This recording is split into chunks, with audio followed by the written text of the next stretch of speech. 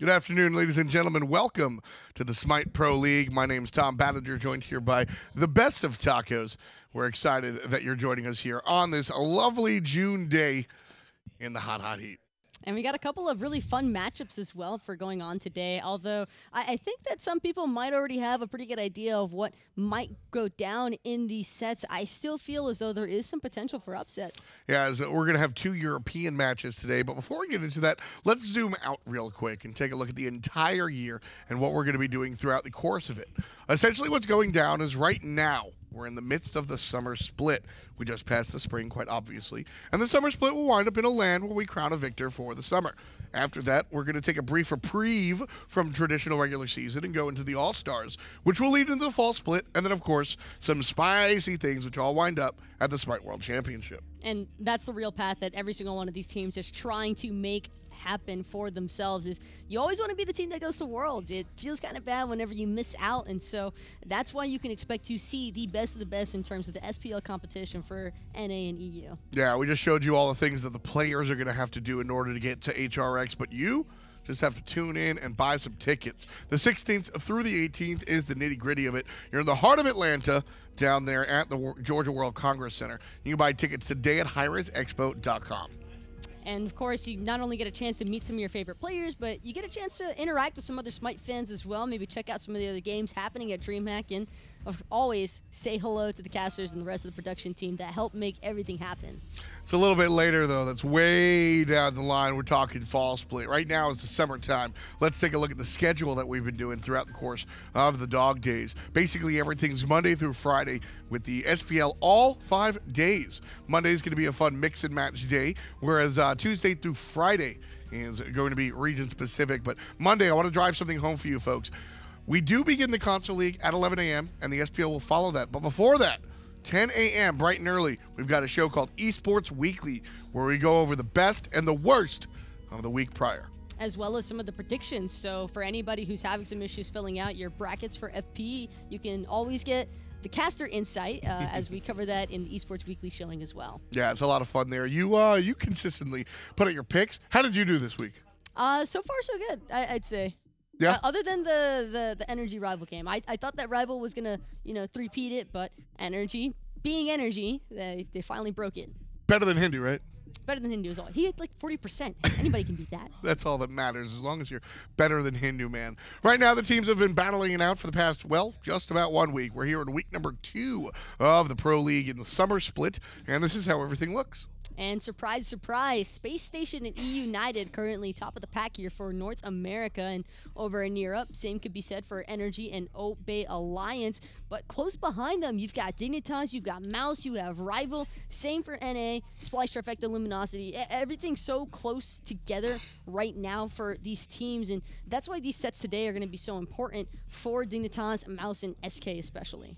As we said, we're here on Tuesday, which means we'll look at the European matches that Taco just covered. Wednesday, we'll bring us Space Station Gaming versus Weekend's Luminosity, and then Trifecta and Splice, which is honestly my match of the week to watch. Both of these teams have been on the up and up. Trifecta making some roster changes, calling up a minor league player, and Splice, on the other hand, no roster changes, but the guys are all together in the same house dealing with their coach live in person, and I think that really affects things.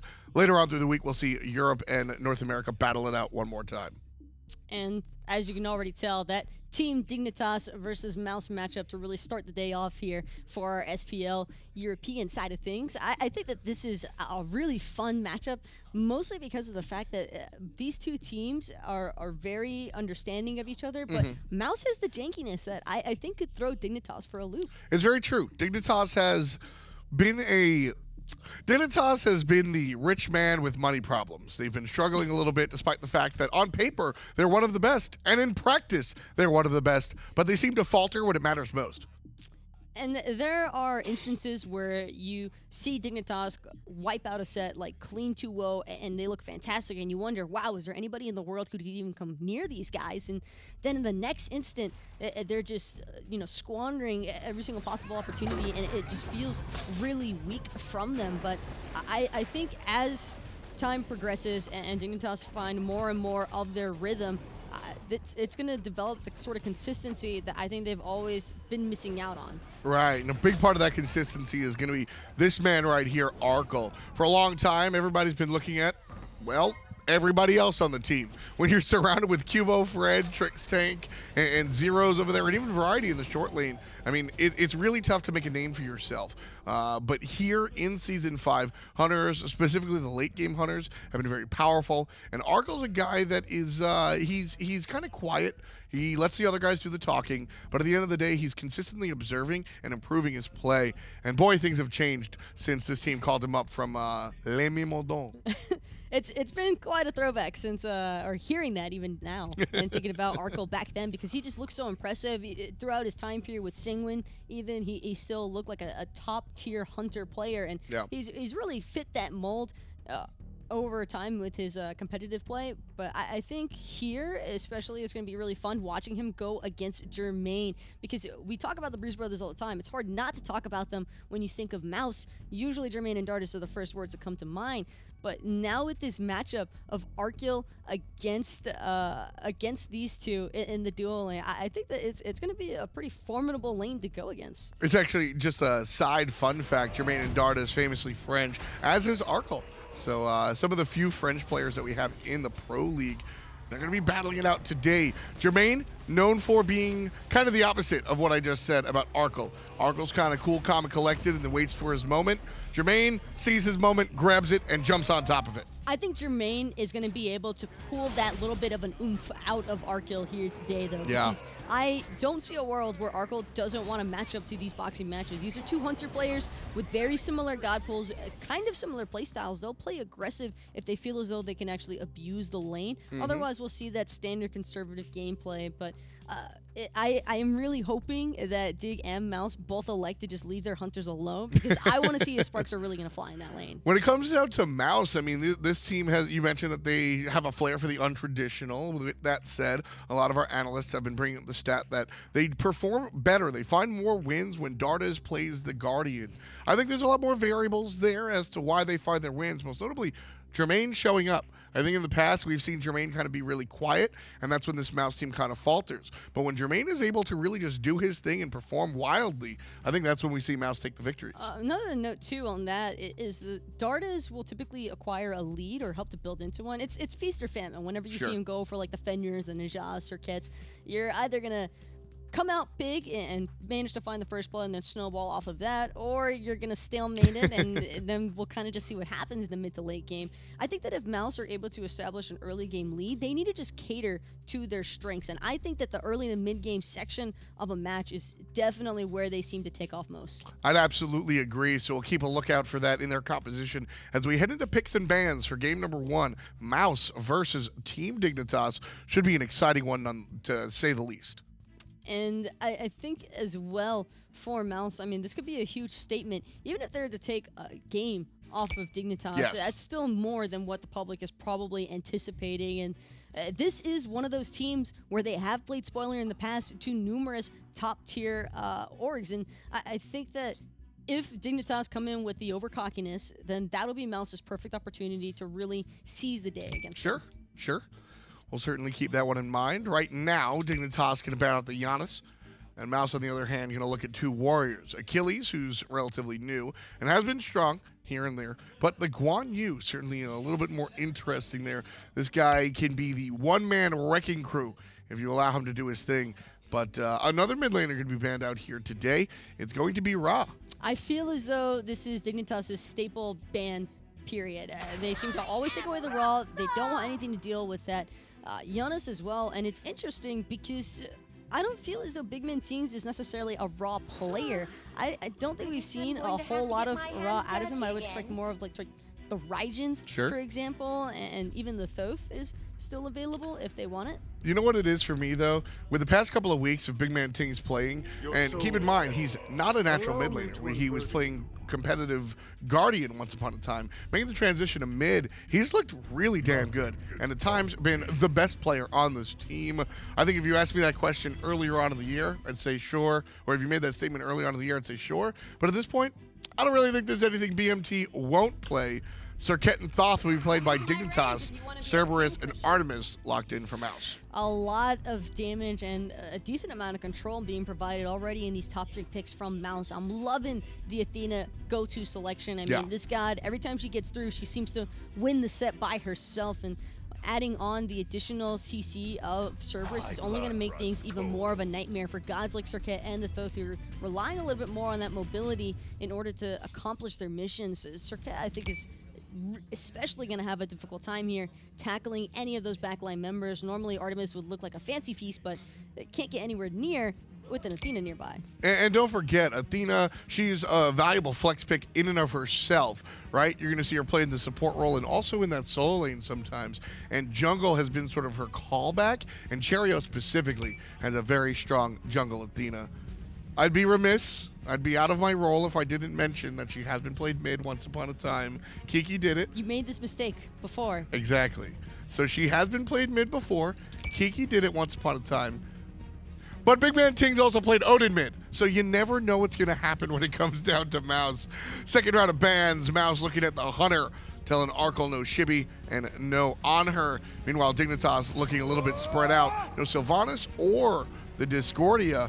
Rama will be the selection for Arkkyl, and this is a Hunter that both of these guys fight over. I'm a fan of the Rama pick because of the fact that Jermain opted for the Artemis so early on, and speaking of which, I'm not even fully... Well, no, that has to be an Ullr in the mid lane. I don't think I'm going to be pulling an F-dot in this moment. I didn't think I'd be pulling an F-dot when I said Hebo. I think that this is Ullr mid. I would be flabbergasted if this ends up not being an Ullr in the mid lane, because there's zero reason to not throw a Hunter with 2 abilities at level 1 into mid, where he can actually flourish and rely on some of that early game scaling damage that he does have to his kit. I agree. But more importantly, Mouse, looking like Athena jungle, this was Cherryo's staple once upon a time ago, where teams would specifically state, you cannot let Cherryo get jungle or else you will lose the game if he gets Athena. It's very powerful. Fafnir likely to be in the hands of the support, but of course, you know, who knows? Mouse have their stuff locked in. So does Dignitas. What are you feeling with this matchup so far? I am scared to see where Mouse's draft actually ends up, but I do believe that Dig's going to take game 1. Dignitas certainly has been the stronger team historically. We'll see if Mouse can topple history today. Right now, let's get right into the action of game number 1.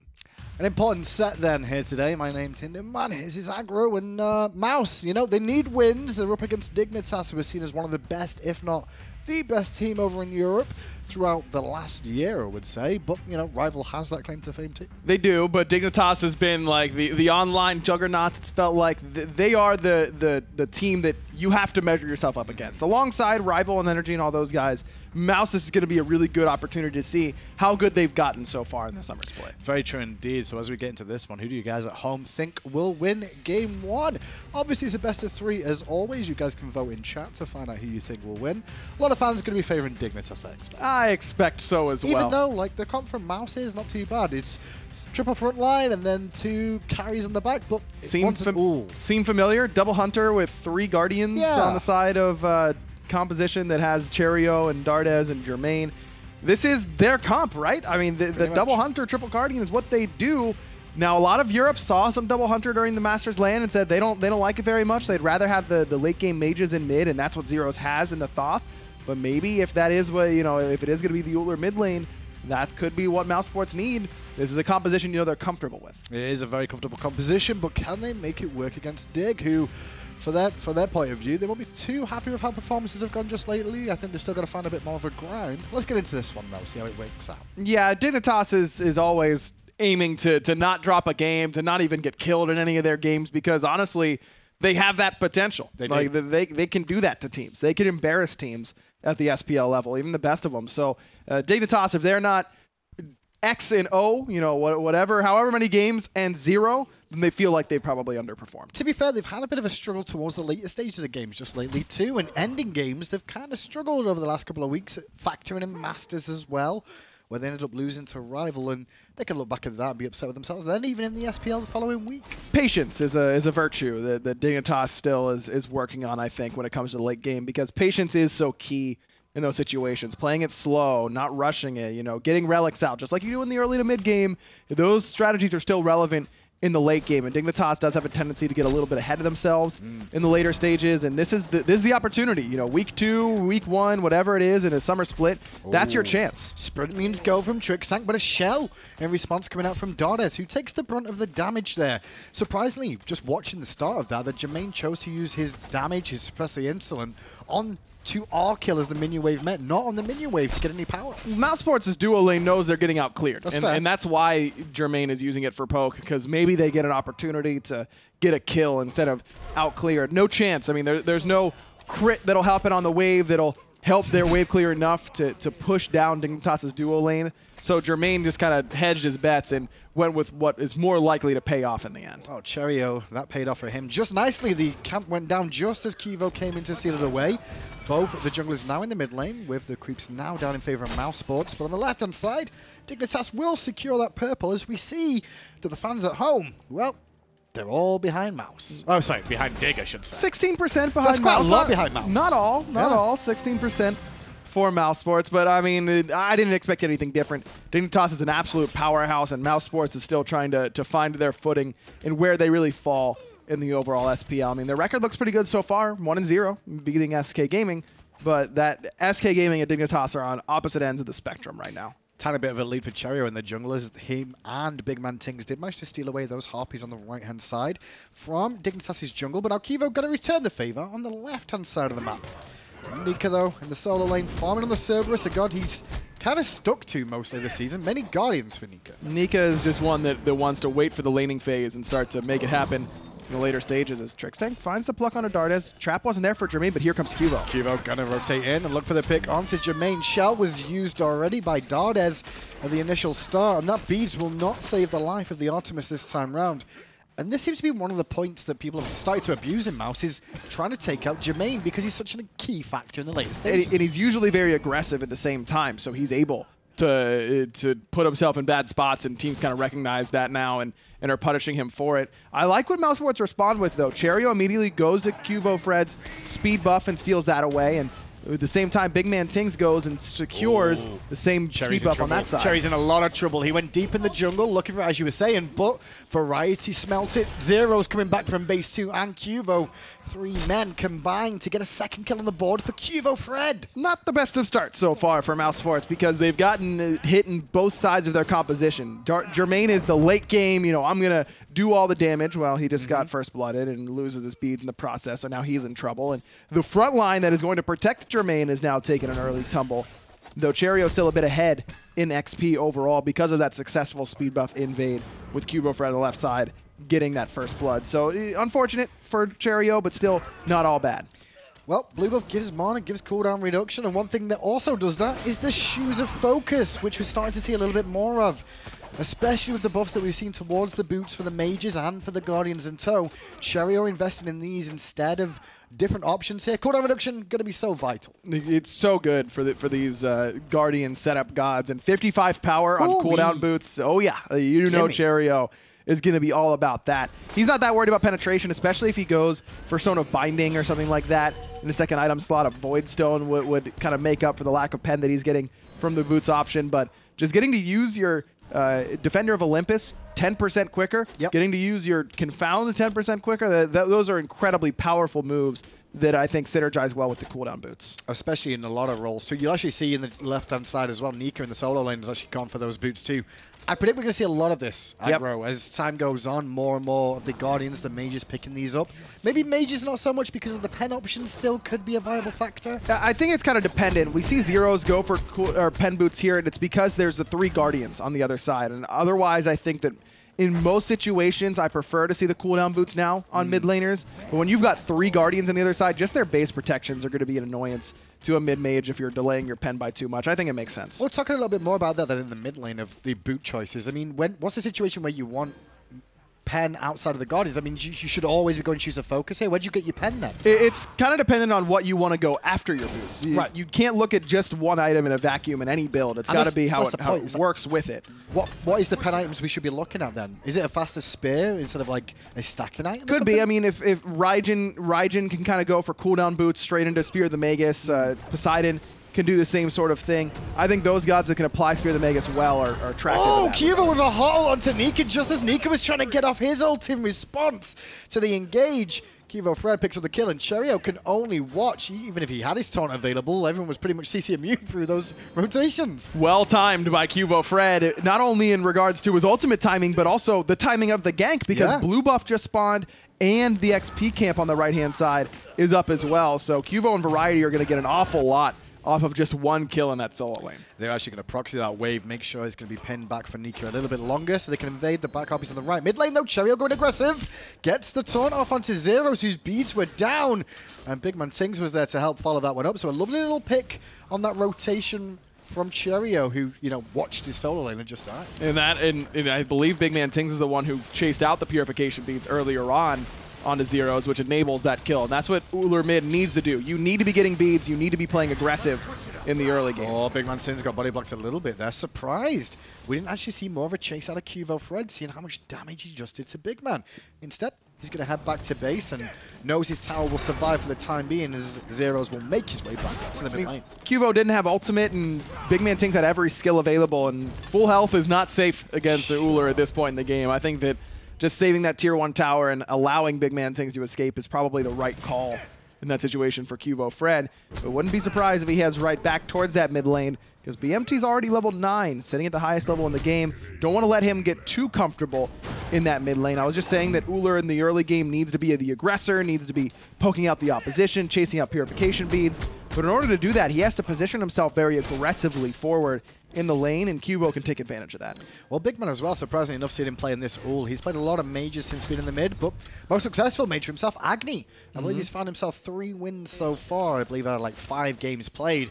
But all his other mid laners, like 1 here for Discordia, 1 for Rage. And obviously, Mouse haven't won that many games. Sure. There's a real telltale factor that Agni's a really dominant factor for him. Agni and Thoth. He played so well on Thoth against SK last week, so those are the 2 gods that kind of stand out to me overall with his play. Definitely a lot of Raijin and a lot of Discordia. More Discordia towards the beginning of Season 5 in the spring split when he was first joining the mid lane. I really am at the point now where BigManTingz can lock in anything, and I'm going to give him the benefit of the doubt because he has played that well in the mid lane. He was a real big question mark. He was, very much so. Like, how was he going to measure up to the other European mid laners? Because mid lane in Europe is not an easy task. I mean, to be fair, mid lane, any role nowadays in the SPL is no easy task to measure up to the powerhouses that are there. That's it. Only 6 teams, so you got the best 6 in each role. Arkkyl going aggressive, rolling in onto Jermain, who has the beads, but it's not going to be enough. Cherryo is going to head over, but it's too little, too late. Arkkyl is in range and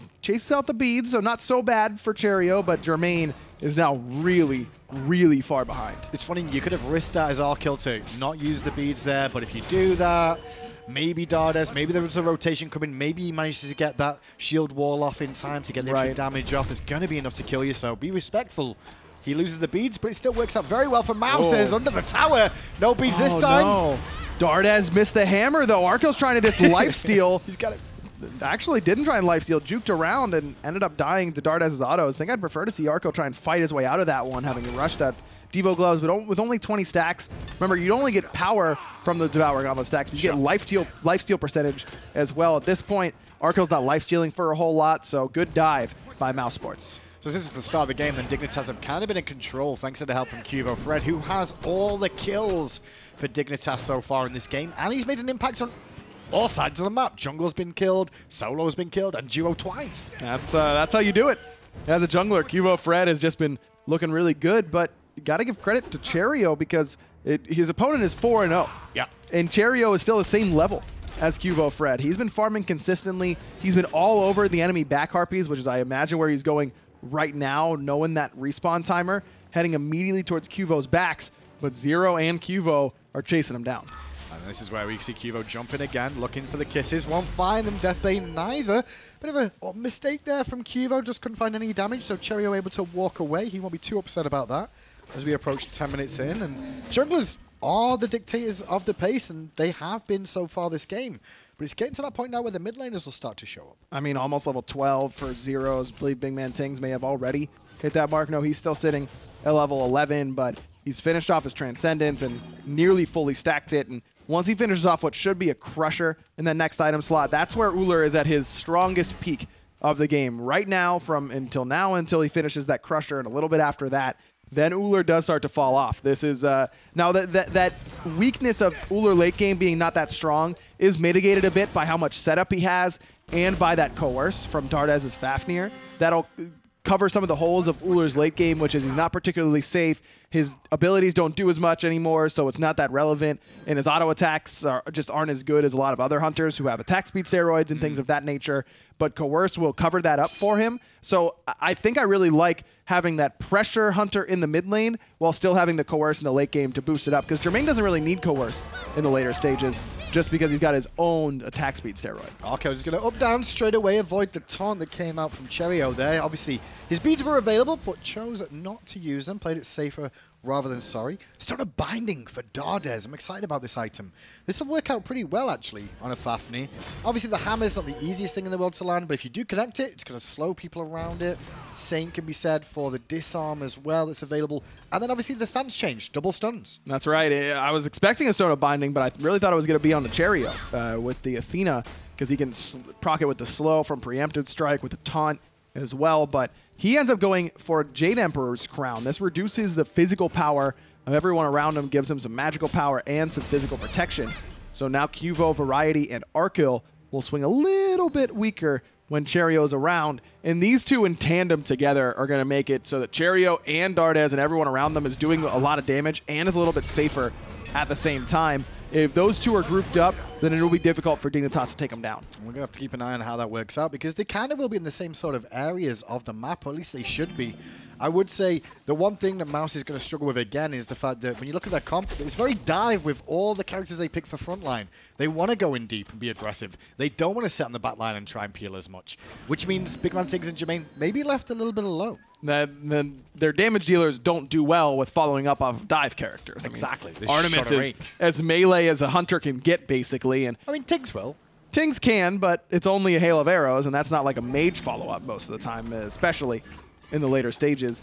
This is the opportunity for Dignitas to play aggressive in this lane, and I like Trixtank heading back over here. He spent a lot of time in the mid lane over the last few minutes, letting Arkkyl get as much farm as possible. He hits level 12. And this is the time to go aggressive. Cherryo's in a lot of trouble in the mid lane, and he doesn't want to be aggressed on, but he's got no choice. Trying to juke through, and the poison might be enough. No, one more tick was all it needed. Zyrhoes not in range, but Zyrhoes jumped in, getting Nika to get the ultimate to force the beads out of Zyrhoes. No dash available. Great play from Nika. Just too much greed there from Zyrhoes, and he gets punished for it. Cherryo's back with that ultimate. Trixtank's going to fall to Mousesports, and this is an awesome Gold Fury chance here for them now. This Stone of Binding, I tell you, that extra penetration you're getting out of Stone of Binding is really going to start making an impact.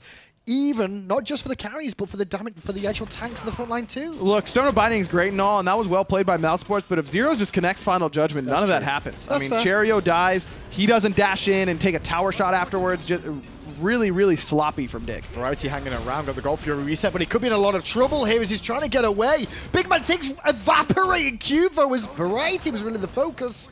Arkkyl already used his ultimate to try and secure the Gold Fury moments ago that was reset. Now he's on his own. He has to leave this one alone. It's not even worth it. No, I mean, it's only a 14-minute Gold Fury. Of course, that gets stronger as the game goes on, but he's in trouble now a little bit as still has the beads and won't have to use them. Cherryo resigns himself to just taking away the buff. That's a huge swing. I mean, that's a 2,000-plus gold swing in favor of Mousesports, because Dig was in the lead by nearly 1,500 before all that went wrong in the mid lane. The one thing that I've always credited Mouse with is that their team fights are actually really interesting and solid. They play it slightly differently, but they do have solid team fights.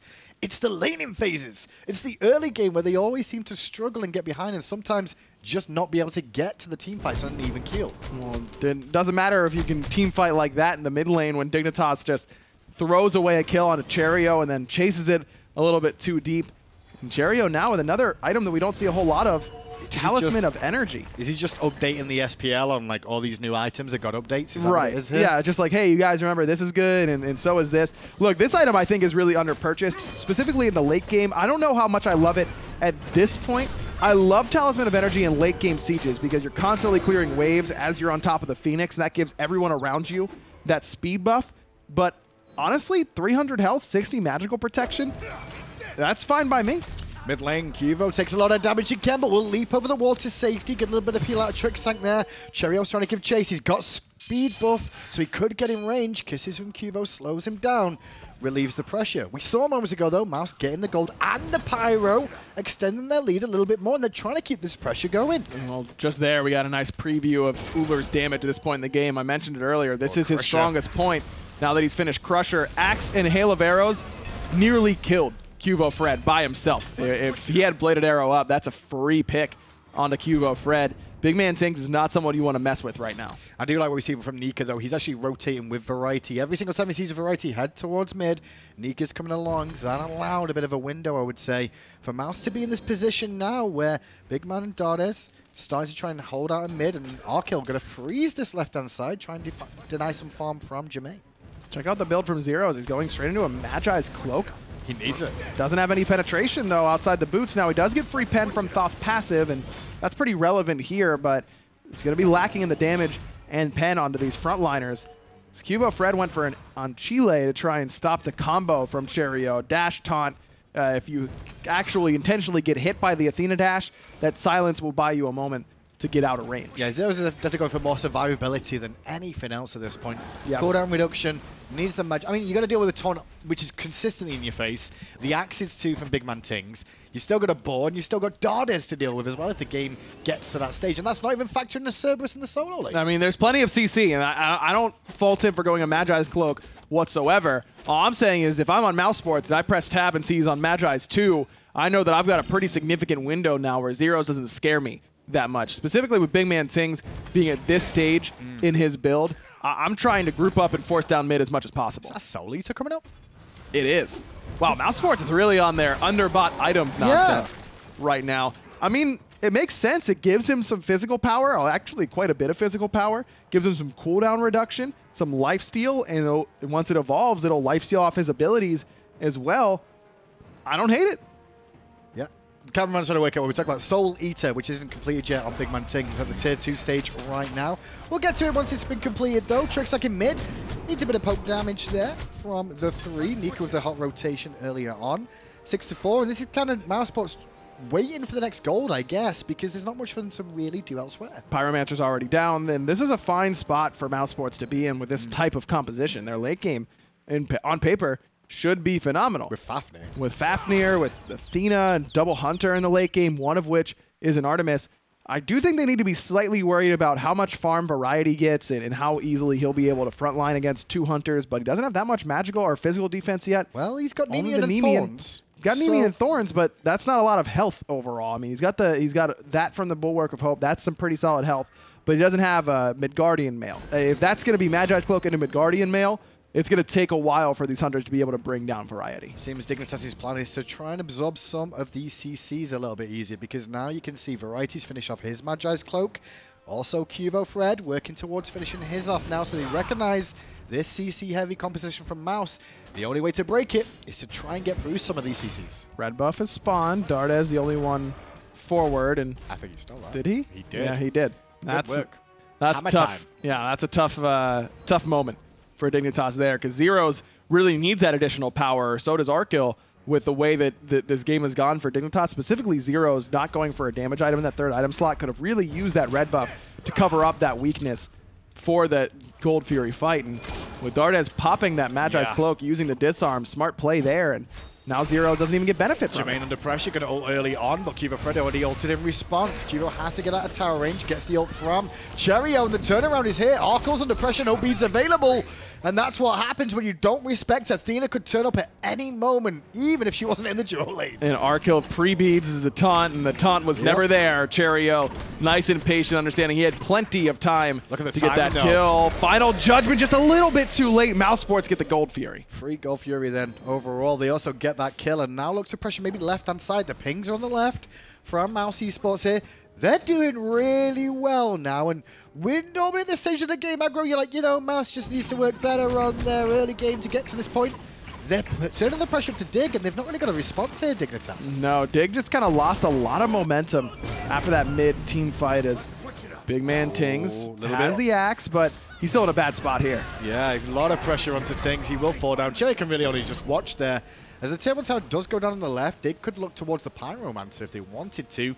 But with Zyrhoes defending left-hand side and Arkkyl coming back from base, we won't have a window just yet. There it is. Finishes off the Soul Eater. The mana, I didn't even think about this, but the mana from this item synergizes with Transcendence as well, because Trans gives you power based on your total mana pool. Getting 200 extra mana isn't too bad. It's item day today. I've just seen a Hide of the Urchin on Nika as well. I'm like, okay, Mouse are really just pulling out everything we've not seen in a while. Urchin, I think, is something we'll see a lot of, though. Remember, it got changed from needing 10 stacks down to 8. It's a lot easier to stack that up. Fire Giant pulled by Dignitas. Wow. They took the Pyromancer. And Mouse are a little bit late on the response. Jermain's on the left-hand side still. He's still at half health. So a bit of time here. QvoFred looking towards Dardez of all characters. Nika plucked out of the pit. Cherryo goes into Arkkyl. In comes Qvo. They're trying to secure the 5-giant Dignitas. Oh, no! Strip it away! Mouse get it. Now Trix is in a lot of trouble. Qvo going to use the ultimate, and that poison gets Dardez killed. But here comes Jermain around the back. Arkkyl already very low. Dignitas trying to get away with their tail between their legs after losing that objective. Oh, in goes Nika again with the blink. No, looking at Arkkyl cancelled out. Thanks to the help of Trixtank. But Jermain will turn up with the auto to finish off the kill. Tusky will take down the minion. They're still chasing kills here with Cherryo coming in. Cherryo, blink, taunt. Zyrhoes had the beads, but it might not save his life. Nika's Ghastly Breath, not enough. Cherryo stunned by Zyrhoes, and Zyrhoes is safe, but Jermain's in trouble. Mouse went too deep, looking for the extra kill. They're going to lose a couple of members here. Now QvoFred trying to survive. Good news is BigManTingz went mid. Got a tier 2 tower at least. But they lose Jermain, and that's an important focal point with this Fire Giant. Man, this is one game that Zyrhoes probably wants to forget, because this game turns on its head when he doesn't confirm the kill on the Cherryo in the mid lane, then takes a tower shot trying to chase after him. There, that Fire Giant secure. That's risky. By no stretch is that guaranteed for Dignitas, but Dignitas calls that because they trust Zyrhoes to secure it with Final Judgment, and Zyrhoes just a hair too late on the trigger, and it ends up going Mousesports' way. Rough game for the star mid laner for Dignitas. Variety still on this right-hand side, gets the tier 1. Nika has arrived too. Big old tanky, beefy target this, so it might not be that easy for 2 Guardians to bring down. But they're whittling away that health bar. Remember, Nika does have percentage health shred, and that ultimate with Cherryo now coming in. That could be game for Variety. Stone of Binding, shout outs to that. That makes sure that Nika and Dardez are doing plenty of extra damage. Nika's had a great game so far on the Cerberus. His rotations have been well timed. They've been impactful each time. He's sitting at 2-1 and 5, second overall in player damage. He and Variety have definitely did a lot of trading that was inconsequential in lane, but every time Nika showed up, he's done relevant damage in these team fights, and that has been a big difference for Mousesports. Because remember when they were at their peak with this Triple Guardian Double Hunter composition, everyone was talking about Death Panther Su Yi and Jermain on the ROM, you know, Cherryo on whatever the hell he was playing. But a huge part of that was no numbers on Xingqian. Xingqian was doing so much for that composition. He had to do damage, he had to frontline, and he had to chase out relics, break CC bubbles, whatever it was. Nika's doing that on the Cerberus, and unlike Xingqian, he prot shreds to make these Guardians do that much more damage, has a very similar ult and displacement. Cerberus is kind of the god that No Numbers wishes he could have played last year with this composition, and Nika is showing how impactful it can be. Double blade damage is Variety, followed by Nika, as we said, those solo laners. BigManTingz in the mid, hitting that 10k mark earlier on than everybody else, but 3 members of Mouse in the top 4. We're going to be in a happy position with this, as the Gold Fury is due up relatively soon. Now, that last Fire Giant was started by Dig, but most of the members have kind of lost it on Mouse, or not be able to put it to good use, as Dignitas, with Variety being focused on that right-hand side, did take away the Tier 1 towers just to make sure they don't lose too much gold overall. Well, they'll lose some more to Mousesports when this Tier 2 on the left goes down. Doesn't look like Dignitas is particularly keen on defending it, and imagine that means they're not keen on defending the Gold Fury either, because that's about to spawn in less than 15 seconds. Well, this gold situation is a little bit better for Dignitas now, because you can see Zyrhoes managing to get himself that Soul Reaver, so he's got a bit of damage in the mid lane this time. Yeah, but he's got 0 pen. He's got just the penetration from boots in his passive, and that's not really enough now. I mean, Nika's 5-slotted, so is Cherryo's nearly done with his build, and you don't have any dedicated pen outside of boots and passive. Zyrhoes is really hurting for some of that penetration, but it was that early CC chain that kind of persuades him into going the Magi's Cloak that prevents the penetration from coming, and it's worked out really well so far for Mousesports. Mouse in the driving seat. I believe it's 12%, was it? Or 18?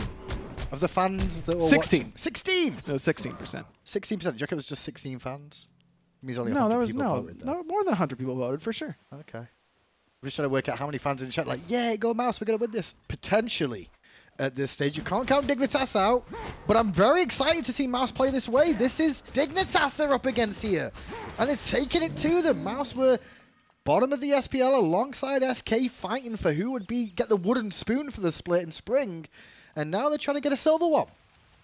Do you actually, is that an English thing, like giving someone a wooden spoon? Yeah, losers we give wooden spoons to. Is that because you beat them up with it or something? No, just you give them a wooden spoon. It's like a... But a wooden spoon is kind of... I didn't make the argument that a wooden spoon is more useful than a silver spoon. You know, like in this day and age, everybody's supposed to get a badge to say, congratulations on competing. You were bad, but here's a badge anyway. It's a trophy. Yeah. Yeah, a trophy. It's or a medal. A wooden spoon is like a trophy. It's like, congratulations, you were last. Yeah, but like wooden spoons are actually very useful. It's very true, unlike some of the Pro League teams I've seen in the past. But there you go, wooden spoons. Pyromancer pulled by Mouse here. Trix, Variety on the front line. A couple of Medjai's bubbles still available for them. And Mouse not going to risk it too far. They're waiting to play around Cherryo, who goes in with a dash taunt. Doesn't find it this time round. Cherryo willing to do that because it gives him a block stack by dashing through Pyromancer. Now looking to reset again. No taunt this time, though, just the dash in. Now Taunt gets the bubble off of Variety this time round. A lot of pressure onto Cherryo, but he's not taking many of the shots. Did a very good job juking out those abilities. Medjai's Cloak, not that useful whenever you're letting the enemy team just pull it off you and then reset constantly. I mean, Variety was just kind of okay with that, and it doesn't really pay off. Now he spent a lot of gold for something that just gives him a little bit of health and a very small amount of protection. Aggro, this dance is awesome because you're actually looking for... Mouse are trying to wait for the right grouping of members. Nika, Dardez, Cherryo all want to try and catch the carries. This is why the Pyro keeps getting reset, because every time Dig Edge forward, Mouse go in and go, oh, can we get some damage off now? And that's a little bit of that damage onto Trixtank there. Did about a third of his HP just from the combo. Good work from BigManTingz, and now they secure the Pyromancer. Very patient there, and that's, as I mentioned, a virtue that you need to learn at this level of play. And it's not always easy when teams will consistently put pressure on you to make mistakes, but no mistake there by Mouse. Can they do this at Fire Giant as well, exactly the same way with what they just did with the Pyromancer? No, Mousesports or Fire Giant does a lot more damage than Pyromancer does. So you have to give something up in the form of your health bar in order to try and do that. Nika going to tank it up the Fire Giant to begin with, but Dardez goes in deep, hits a hammer onto Arkkyl. Taunt on from Cherryo onto Trixtank, puts him dead, and Jermain gets credit for the kill. The backline knows a bit of trouble. In goes QvoFred, looking to try and turn this. But he got the wrong target. He was looking for BigManTingz and found Dardez. BigManTingz able to lifesteal up, and Variety can't do the same. Cherryo will bring him down for number 11 for Mousesports. Arkkyl, no ultimate, nowhere for him to go. He falls to Nika, who now jumps forward looking for more. Qvo forced out, Zyrhoes forced out, Fire Giant being worked on by the Hunters. Meanwhile, Cherryo and Nika happy to keep charging on, making them manually walk all the way back. And look at that left-hand Phoenix, already down to half health thanks to minions. Mouse are in the driving seat here. Fire Giant, all 5 members at 28 minutes. And that's an enhanced Fire Giant. They got the one earlier. This one, after 25 minutes, means that they get a huge boost of power and extra damage against structures, and they've already got a great chance to bring these down with that Coerce. And check out the build from Dardez as well. Shogun's Kusari, so doesn't even need to use Coerce to buff his teammates' attack speed, just needs to be near them. And he went for a Gem of Isolation in the last slot. That procs off of his Coerce, so now the abilities, whenever you're coerced by Fafnir and he's got a Gem of Isolation, your abilities will now slow the opposition. So that makes Nika, I mean, basically root you with his 2. Cherryo will slow you extra. A long-range hail of arrows applies a slow from BigManTingz. It's annoying to deal with. It really is. Outside of QvoFred, though, in this game, Dignitas looking a little bit sleepy. Maybe they're just not woken up yet, because Mouse... And that's no discredit to what Mouse have done this game, but Dignitas do look sleepy overall. They do. This is definitely not a premier Dignitas performance, and that is not to take anything away from Mousesports, but you can just see it in the way that they're playing, that especially in the early game, little skirmish there in the mid lane. I keep going back to it, the Fire Giant pull. That's just not what you're used to seeing from a guy of Zyrhoes' caliber. So Mousesports is in a great position to win this game, and it's critical that they do, because I doubt, no matter the outcome of this, that Dignitas is going to come out as slow in game 2. They're going to bring their A game in game 2. Dignitas reminds me a lot of Energy in that whenever you beat them, they don't like that very much. Energy historically has done a much better job of channeling that frustration into productiveness and actually being able to turn it around. And now it's up to Dignitas to do the same. Mousesports at full build. Now Gem of Isolation on a Fafnir as well. Something that you'd love to dream about as a support. But most of the time, you don't get to finish. This time round, he will. And that will help proc that sort of binding consistently just when he turns into the dragon and breathes onto his targets time and time again. Yeah, that's a good point. Didn't even mention that synergy. Now you're getting free penetration for your whole team, basically, throughout a lot of that team fight. And Dardez just trying to burn a couple of those bubbles. Qvo's still available, as is Zyrhoes, but Varieties is down. Nika going to have to frontline with Cherryo. Cherryo will lead the pack in, but Variety engages early. Straight towards BigManTingz goes Quvo, and now straight out Tingz goes. But Jermain got evaporated. Dardez right into the back, procs the coerce on everybody, and now there we go back in underneath that Phoenix. Phoenix going to go down pretty quickly here. Dignitas can't step up, even with Jermain dead. Tingz is going to take a little bit longer than two hunters together, but it will be enough as Arkkyl, just in the tail end of an escape, will get picked up by Dardez. And now 4 members of Mouse against 3. Middle Phoenix is exposed. BigManTingz takes a bit of HP gone from Zyrhoes' poke, but with the coerce buff from Dardez, is easily able to shred down this Phoenix. Love that BigManTingz is staying on this. Trixtank is trying to get BigManTingz to kill him instead of getting the Phoenix. But eyes on the prize there for Mousesports' mid laner. 1 Phoenix remaining, and Nika going to tank this up. Tingz going to bring the minions along with Cherryo instead. Going to try and play this a little bit slower here, Mouse, or at least Cherryo wanted to, and Tingz did, but Nika and Dardez like, no, we should be going in, and they go straight on Zyrhoes. Zero still has the bubble and both relics, though. It's going to be hard to bring him down. Not the same for Trixtank. He nearly dies off of 1 stun from BigManTingz. This Soul Eater build, man, it's working out beautifully. Don't forget the extra mobility that Cherryo has given to his team because of the talisman. Those minions spawn, and you know the AoE around it of them dying is allowing them to be a bit more mobile around those engages at Phoenixes. That's what I mean. That's why I love this item in these sorts of situations, because now it's so much harder to run away from a team engaging onto you or catch up to a team that is losing an engagement in that area. Talisman of Energy is an item that I think we'll start seeing a lot more of. A little bit of a risk there for that 3rd Phoenix, especially with the respawns from Dig, and Mouse being respectful as nobody wants to tank it anymore. You'd think with 3 tanks, one of them would want to stay in tank, you know? Just a little overestimation of their They're overall all damage. racing to base, and Jermain's like, guys, you've left me on my own here now. Like, did you all really need to base that badly for your final items? I mean, Jermain got to go back to base the easy way. Cherryo just traded his Shoes of Focus for Shoes of Magi, as did Nika. So they want that extra penetration. Interesting. I don't think I like that. Normally, it's the other way around. Normally, in the late game, you sell your Shoes of the Magi for Shoes of Focus to get some cooldown. But they've done it the other way around. Maybe now that some magical defense is starting to be relevant on the other side, but I don't agree with it. I think that sticking with your cooldown boots is just better in that situation. Get an extra use out of your skills. Now in the late game, CDR is inherently less valuable because you want to make your initial burst that much stronger. A lot of times late game team fights are over in the blink of an eye because of how much damage is on the map at this point in the game. So maybe that's the mindset of these Mousesports players, that we need to make sure it's counting right away. They weren't over CDR cap either, or close to it, I would say. So I could understand that if that was the case, specifically Nika there. But okay, we'll see how this works out for them. They do get CDR from their purple pots, remember. So that is kind of replacing that CDR that they lose by going for the penetration. Cherryo looking for the top of right, leaps over the back, looking for a bit of damage onto BigManTingz or Jermain. Instead, he eats more damage than bargain for, and he tries to get away, but Nika brings him back in.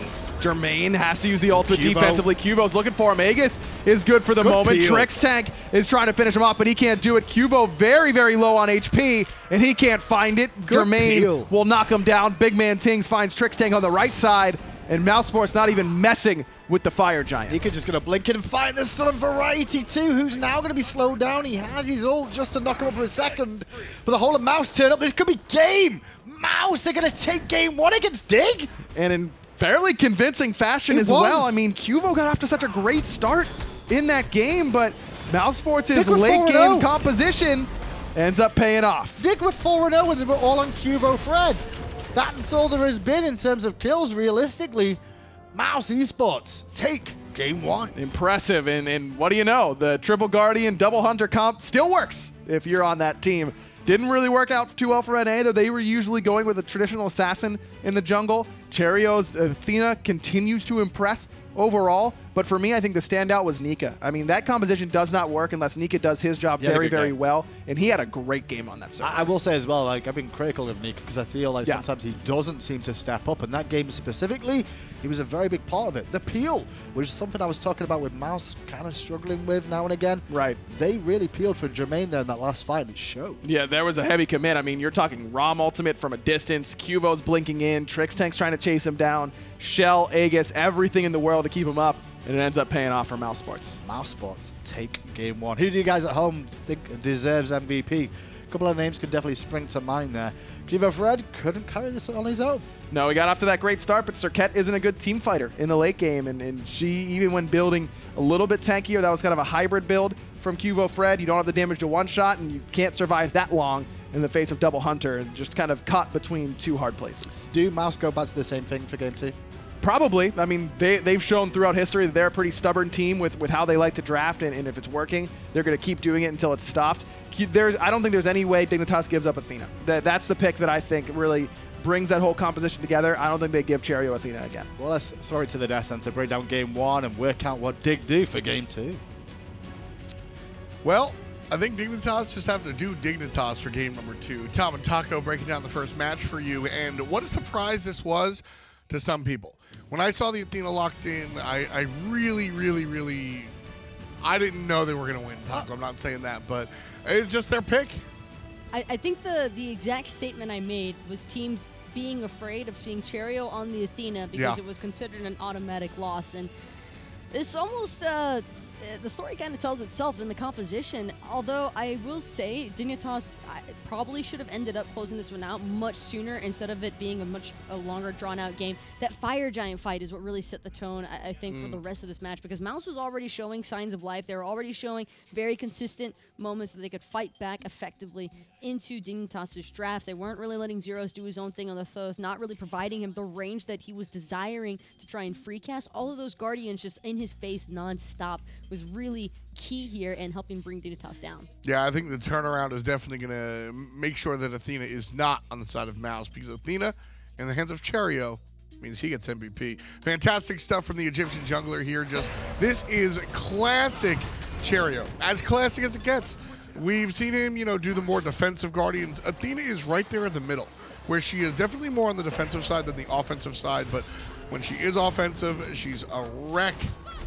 And Cherryo just doing it. It was very appropriate target focus, too, because Arkkyl, his player damage was sitting so low for so long. He was completely shut out of being a factor in this game. As often as he would try to participate in some of those engagements, it would usually just prove for his death or him getting poked out to where he couldn't be relevant to the fight any longer. And it's not so much a fight against Arkkyl as much as it was just great gameplay by Mouse. That's the key, is that this was, there were moments where Dignitas dropped the ball, sure, but I think all competitive games of Smite wind up being a certain percentage of the winning team doing well and a certain percentage of the losing team doing poorly. And at the end of the day, I think the percentage was much more in Mouse's favor. They just played good Smite today. They are certainly a team, and I think the same could be said for any of the teams in the SPL. Granted, we're always going to look towards Dignitas, Energy, Obey, Rival as your guaranteed four that are always in contest with each other. But when you factor in teams like Mouse and SK, it's not that these guys don't have a competing chance against some of these other teams. It's just that historically speaking, sure, they've ended up on the short end of the stick, but that doesn't mean that they're not still at the same level. They're in the SPL for a reason. This is part of the reason why. When you're able to take a game off of Dignitas, I think enough of a statement's already being made. Very.